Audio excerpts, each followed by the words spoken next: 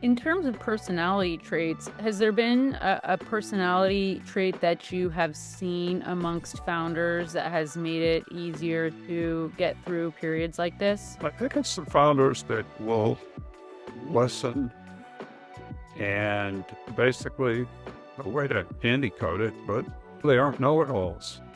They're open to ideas and different opinions and things like that. But I think that's pretty universal in any organization. Good managers always take advice from people around them and try and process. We've been doing this long enough that we'll go in and see a CEO and you always grade him on, you think this fellow or gal is going to be successful or not. And a lot of times, unfortunately, the attitude is a key part of that success. So you got to take advice from everywhere and process it, do the best thing for your company and not be closed-minded. Yeah, I would say the personality types run the gamut.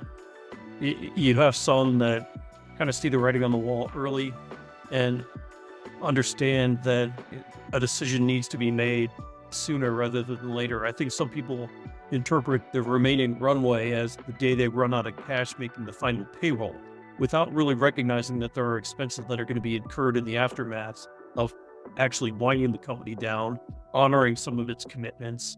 And the last thing that I would think as a founder you would want to do is have to go back to a board and your investors were already suffering a loss and ask them for additional money because you failed to recognize the writing on the wall and the fact that there were going to be additional expenses once you actually decided to close. So I think I've seen it as a recurring problem at times where the runway just isn't quite, it doesn't quite take into account the additional steps that are going to be required to close if that is actually the way it resolves. Because the worst is when maybe you have a senior creditor who steps in, sweeps accounts, and you've got vacation banks and you've got payroll and you've got obligations that need to be addressed. It can be ugly if it's not recognized early enough.